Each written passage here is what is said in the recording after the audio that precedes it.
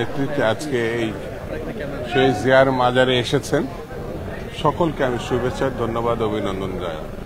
ধন্যবাদ জানাই মিডিয়ার বন্ধুদেরকে, তারা এই বর্ষা বাদল উপেক্ষা করে আজকে আমাদের প্রচার, আমাদের সংবাদ, আমাদের কাছে এসেছেন, এই জন্য তাদেরকে শুভেচ্ছা।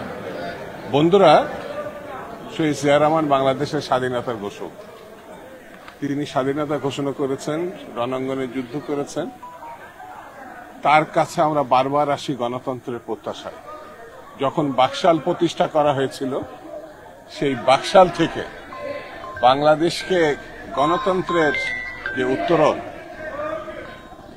সেই উত্তরণ ৭৫-এর ৭ নভেম্বরের মধ্য দিয়ে সংগঠিত হয়েছিল। শহীদ জিয়া রহমান বাংলাদেশকে আবার গণতন্ত্রের পথে ফিরিয়ে এনেছিল। আমরা বেগম জিয়ার কাছে ঋণী। বেগম জিয়া 9টি বছর আন্দোলন সংগ্রাম করে হুসেইন মোহাম্মদ এরশাদের সামরিক স্বৈরাচারকে উৎখাত করেছিল 90-এর গণঅভ্যুত্থানের মধ্য দিয়ে। বন্ধুরা, জনাব তারেক রহমান নিরলসভাবে জাতিকে ঐক্যবদ্ধ করার প্রয়াসে এবং হাসিনার পদত্যাগের লক্ষ্যে তিনি কাজ করেছেন। আমরা তাকে ধন্যবাদ জানাই। তিনি আমাদের নয়নের মণি।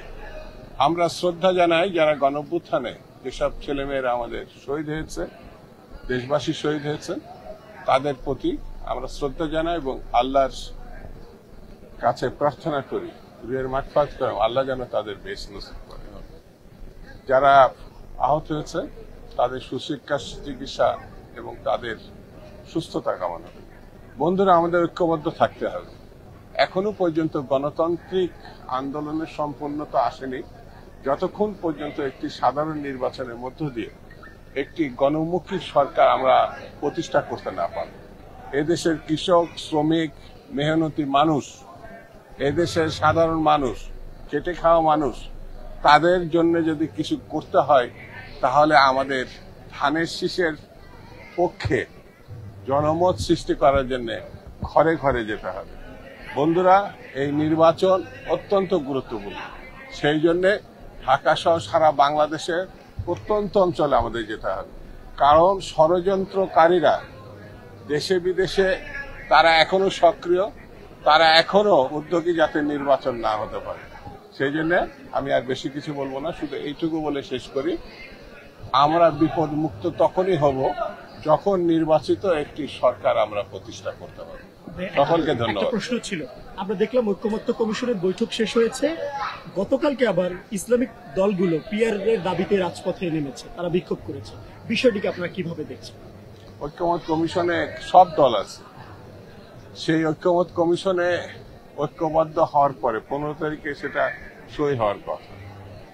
এখন ঐক্যমত হওয়ার পরে যে কোনো রাজনৈতিক দল তাদের কর্মসূচি নিয়ে তারা যদি মনে করে ভিন্ন মত পোষণ করবে, রাজপথে যাবে, যেতে পারে।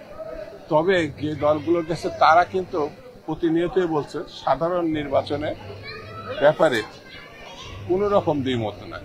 সেহেতু তাদের ভিন্ন মতকে আমরা শ্রদ্ধা জানাই এবং আমি আশাবাদ ব্যক্ত করি সকল দল আগামী নির্বাচনে অংশগ্রহণ করবে।